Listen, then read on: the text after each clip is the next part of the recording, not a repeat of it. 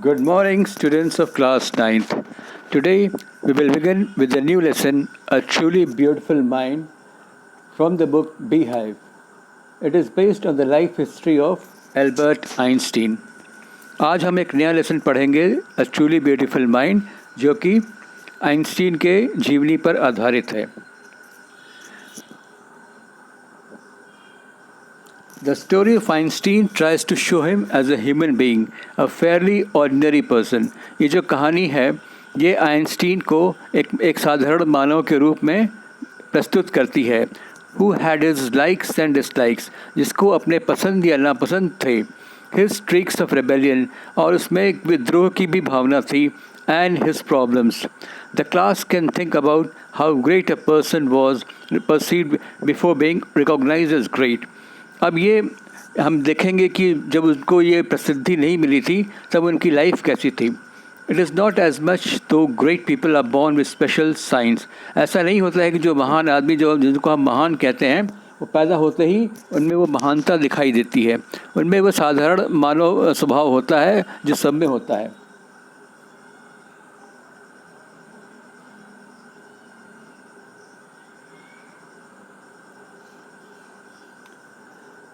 अब हम main story पर आते हैं. A truly beautiful mind. Who do you think of when you here the word genius? Who is a genius? जब आपको ये वर्ड सुनते हैं जीनियस तो उसको आपके दिमाग में ऐसा किस व्यक्ति का चित्र आपके सामने आता है?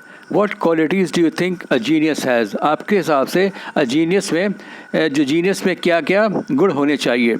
We shall now read about a young German civil servant who took the world by storm. अब हम एक जर्मनी के सिविल सर्वेंट मतलब प्रशासक के बारे में पढ़ेंगे जिसने दुनिया को हिला के रख दिया था about 100 years ago. In the summer of 1905, the 26-year-old published up in quick succession 4 groundbreaking papers. जब अल्बर्ट आइंस्टीन 26 साल के थे तो उन्होंने 1905 में 4 पेपर्स उन्होंने पब्लिश किए जिसने कि दुनिया में काफ़ी तहलका मचा दिया. पहला था अबाउट लाइट के बारे में, the motion of particles, the electrodynamics of moving bodies and energy. ये 4 पेपर्स इन्होंने 26 साल की उम्र में प्रस्तुत किए. His work took up only a few pages in scientific journals, but changed forever our understanding of space, time and entire cosmos. इनके जो पेपर्स थे ये जो साइंटिफिक जर्नल्स थे इसके कुछ ही पेज इन्होंने भरे, लेकिन ये जो इन चीज़ों ने पूरी दुनिया को बदल के रख दिया था. जहाँ तक कि हमें स्पेस की समझ के बारे में था, समय के समझ के बारे में था, और जो पूरी जो दुनिया जो कॉस्मॉस है उसके समझ के बारे में था.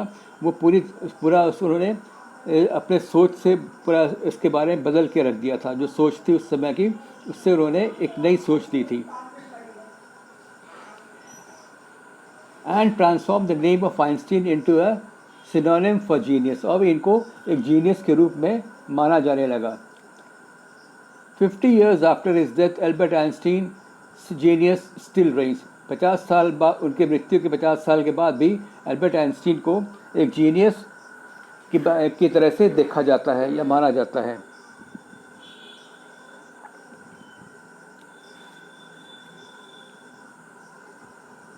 Albert Einstein was born on 14th March 1879 in the German city of Ulm.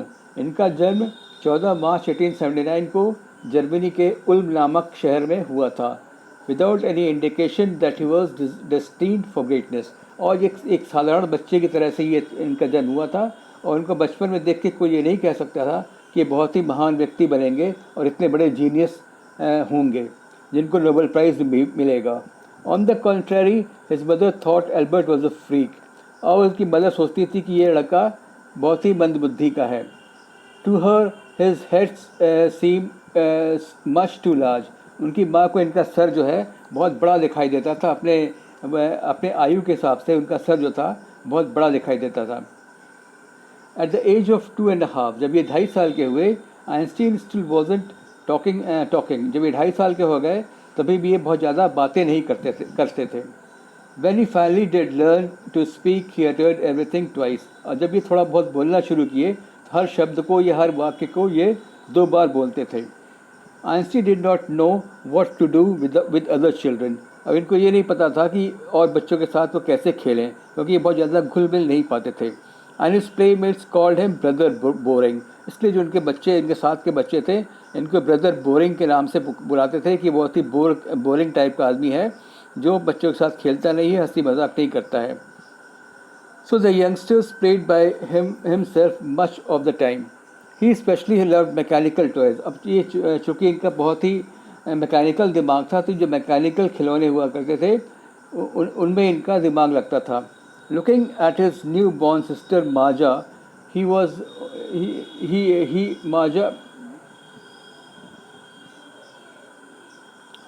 Looking at his newborn sister Maja, he is said to have said, "Fine, but where are her wheels?" अब जो इनकी छोटी सी बहन थी उसका नाम था माजा, तो उसको देख के उन्होंने कहा कि इसके व्हील्स कहाँ हैं, पहिए कहाँ हैं. Otto Neugebauer, the historian of ancient mathematics, told a story about the boy Einstein. अब ऑटो न्यूगेबावर थे, एक जो हिस्टोरियन थे, वो आइंस्टीन के बारे में एक कहानी बताते हैं. That he characterises as a legend but that seems fairly authentic. वो कहते हैं कि ये एक बहुत ही बड़ा महान व्यक्ति थे जो आइंस्टीन थे. As he was a late talker his parents were worried. क्योंकि ये काफ़ी मतलब जो नॉर्मली जिस एज तक बच्चे बोलना शुरू कर देते हैं उस एज में ये बोलते नहीं थे, इसलिए जो है इनके पेरेंट्स जो है काफ़ी परेशान थे कि ये बच्चा जो है बोलता ही नहीं है, तो इसका आगे क्या होगा.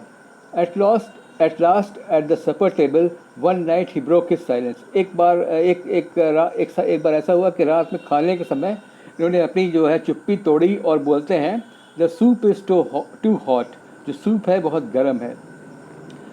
Greatly relieved, his parents asked why he had never said a word before. अभी ये सुन के इनके पेरेंट्स को बहुत अच्छा लगा और उससे पूछते हैं कि इसके पहले तुम क्यों नहीं इस तरह की बातें बोले. Albert replied, because up to now everything was in order. कोई बोले कि अब तक तो सभी चीज़ें ऑर्डर में थी, मतलब ठीक ठाक थी, इसके बारे में हमें कमेंट करने की ज़रूरत नहीं थी, इसलिए हम आज तक नहीं बोले. A headmaster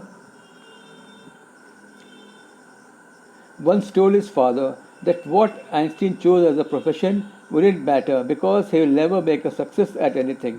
चूँकि शुरू से बचपन से ज़्यादा बोलते कम थे और अपनी आयु से जितनी आयु थी उस हिसाब से ये भी कम बोलते थे.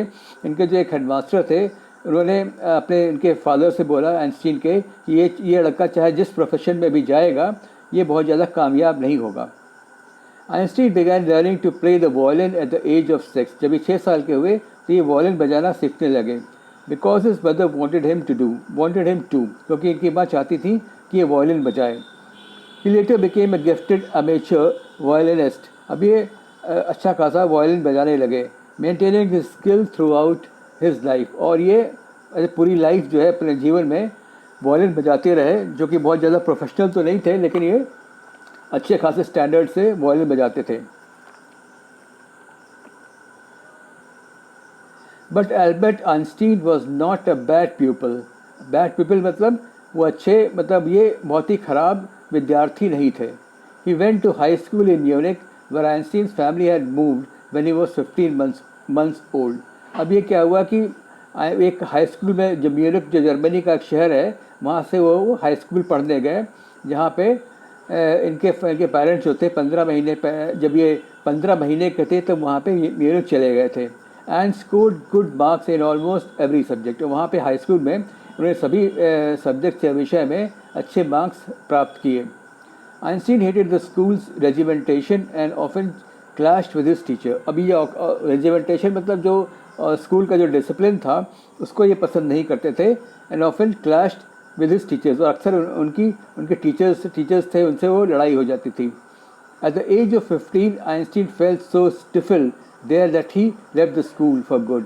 अभी ये 15 साल के हो गए तो उनको स्कूल में जो रह के काफ़ी घुटन सी महसूस होती थी. स्टिफल मतलब उनको घुटन महसूस होती थी और ये उन्होंने पढ़ाई वहाँ पे छोड़ दी.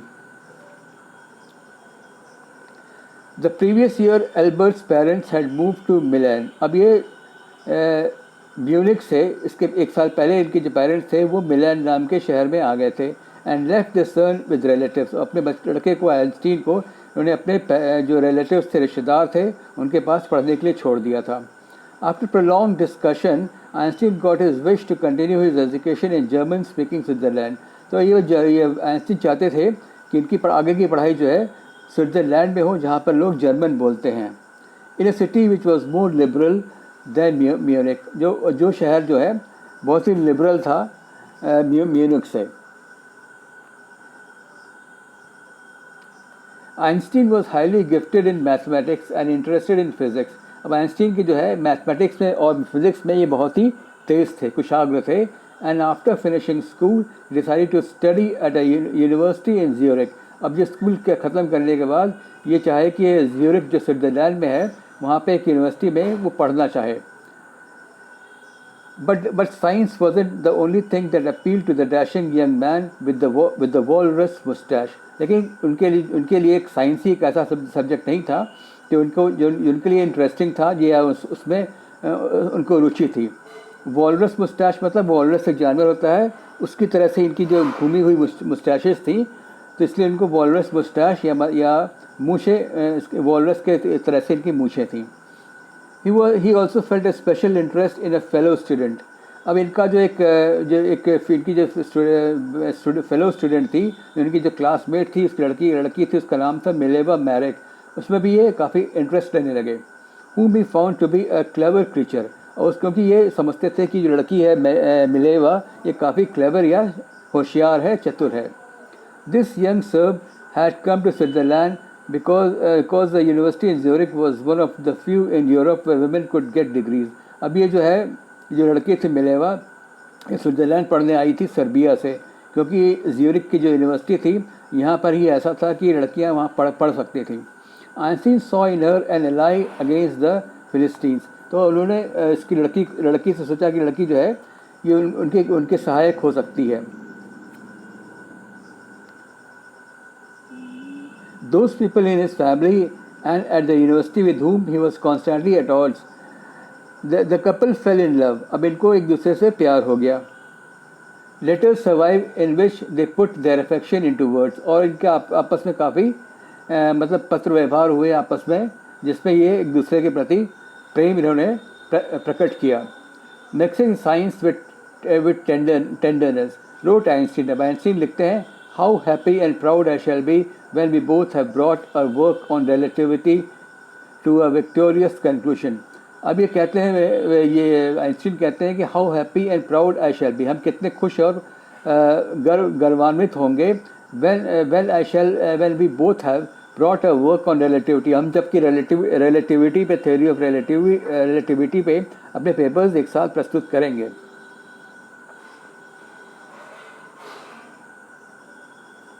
इन 1900 एट द एज ऑफ 21, जब ये 21 साल के थे 1900 में, Albert Einstein was university graduate. अब ये ग्रेजुएट हो गए यूनिवर्सिटी से, एंड अनएम्प्लॉयड, और ये अनएम्प्लॉयड थे, इनको कोई नौकरी नहीं मिली थी।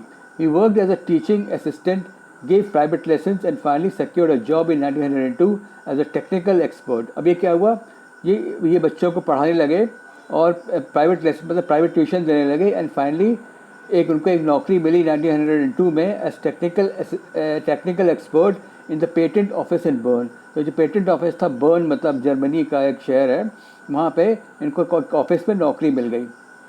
While he was supposed to be assessing other people's inventions, Einstein was actually developing his own ideas in secret.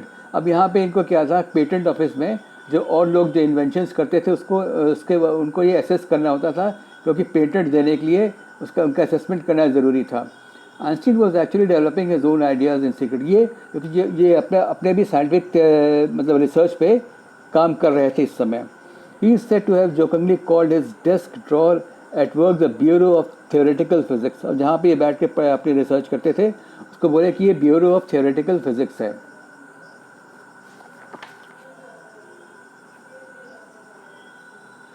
One of the famous papers of 1905 was Einstein's special theory of relativity। अब 1905 में इन्होंने एक paper निकाला अपनी जो theory निकाली जिसका नाम था special theory of relativity, according to which time and distance are not absolute, जिसमें इन्होंने कहा कि टाइम और डिस्टेंस जो है, समय और दूरी जो है वो एब्सोल्यूट नहीं है। Indeed two perfectly accurate clocks will not continue to show the same time. उन्होंने कहा कि अगर दो घड़ियाँ एक समय अगर उनको फिक्स करके चलाया जाए तो वो ज़रूरी नहीं कि आगे चल के वो एक ही समय दिखाएंगी। If they come together again after a journey, if one of them has been moving very fast relatively to the other, क्या होगा कि एक घड़ी जो है कुछ दिनों बाद ऐसा लगेगा कि एक घड़ी ज़्यादा तेज़ी से चल रही है और दूसरे घड़ी के तुलना में एक घड़ी जो है 10 मिनट 15 मिनट तेज़ी से चल रही है, दूसरी घड़ी स्लो चल रही है।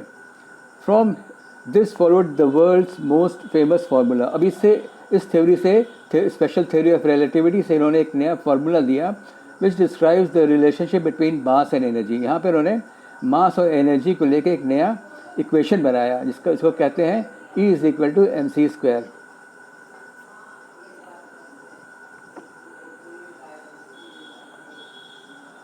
इन this mathematical equation E stands for energy. E जो है एनर्जी को रिप्रेजेंट करता है, M for mass and C for the speed of light in vacuum about 3 lakh kilometres metres.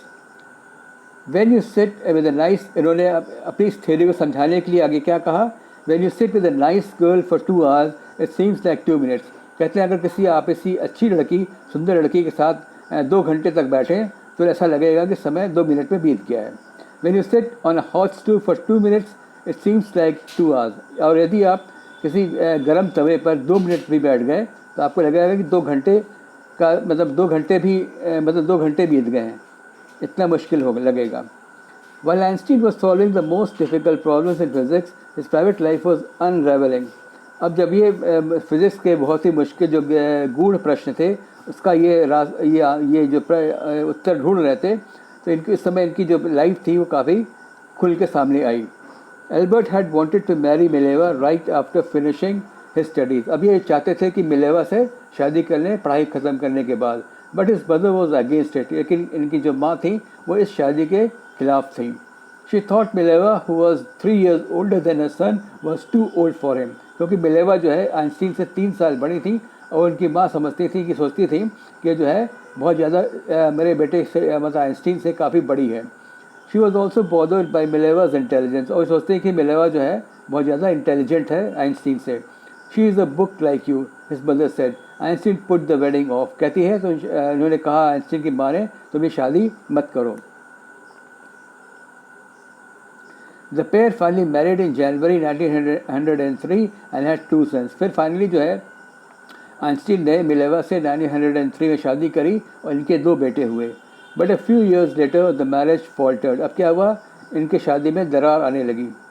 Mileva meanwhile was losing her intellectual ambition and becoming an unhappy housewife। अभी Mileva का क्या जो है घर में काफ़ी इनमें टेंशन हो गया और काफ़ी मतलब जो इनकी जो पढ़ाई लिखाई थी वो जो इंटेलेक्चुअल एम्बिशन थे वो भी कम हो गए। After years of constant fighting the couple finally divorce in 1919। अब ये आपस में आइंस्टीन और मिलेवा के बीच में काफ़ी लड़ाइयाँ होती रहीं, झगड़े होते रहे और 1919 में इनका डाइवोर्स हो गया। Einstein married his cousin Elsa the same year. उसी साल उन्होंने अपनी इनकी एक कज़न थी जिसका नाम था एल्सा, उससे आइंस्टीन ने शादी कर ली।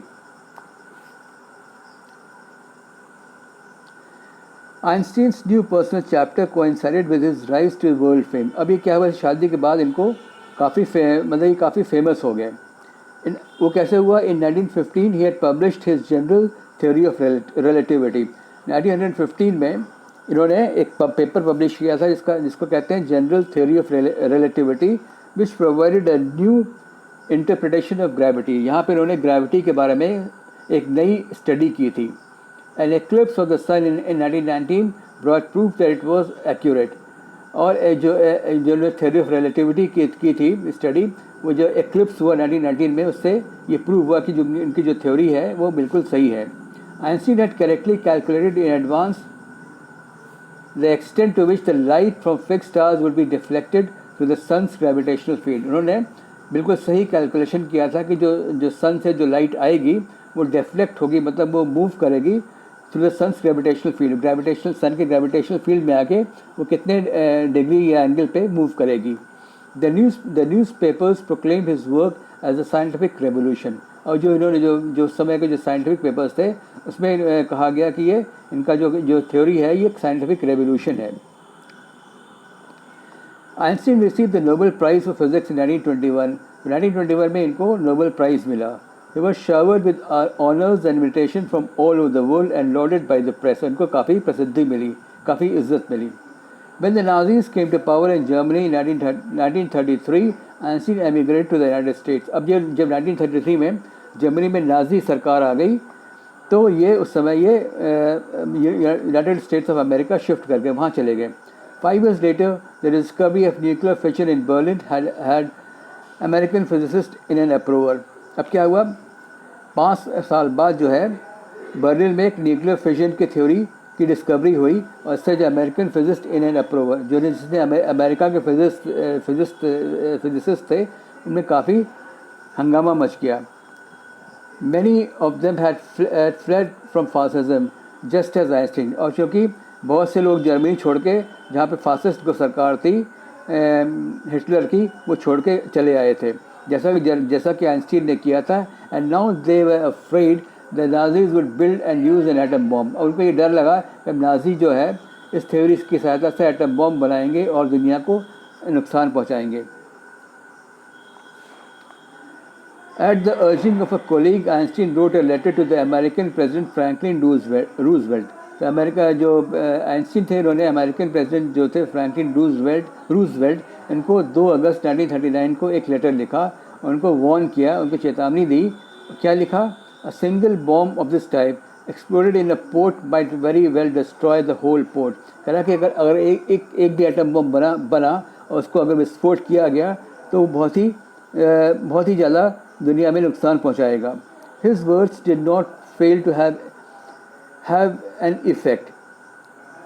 इनकी बातों का काफ़ी असर हुआ। The Americans developed the atomic bomb in a secret project of their own. तो अमेरिकन्स ने एक सीक्रेट प्रोजेक्ट में एटम बम का आविष्कार किया and dropped it in the Japanese cities of Hiroshima and Nagasaki in 1955। और अमेरिकन्स ने जो एटम बम बना के जापान की जो शहर थे हिरोशिमा और नागासाकी में सेकेंड वर्ल्ड वॉर के टाइम इन्होंने 1945 में इन दोनों शहरों पे गिरा दिया। Einstein was deeply shaken by the extent of the destruction. और जो एटम बम जो हिरोशिमा और नागासाकी में गिरा इससे बहुत बड़ा विनाश हो गया। This time he wrote a public missive to the United Nations. इन्होंने यूनाइटेड नेशंस को एक लेटर लिखा। In it he propose the formation of a world government. इन्होंने कहा एक दुनिया में एक वर्ल्ड गवर्नमेंट बननी चाहिए जो कि पूरे दुनिया की एक सरकार हो। Unlike the letter to Roosevelt this one made no impact. अब जैसा कि रूजवेल्ट के पर इनके लेटर का असर हुआ था, इस लेटर का कोई भी असर नहीं हुआ। But over the next decade Einstein got ever more involve in politics. अब आइंस्टीन जो है पॉलिटिक्स में इंटरेस्ट लेने लगे। Agitating for the end to the arms buildup. और वो पॉलिटिक्स में आके आर्म्स रेस थी उसके खिलाफ उन्होंने आवाज़ उठाई। And using his popularity to campaign for peace and democracy. और शांति और लोकतंत्र के लिए ये उसका प्रचार करने लगे।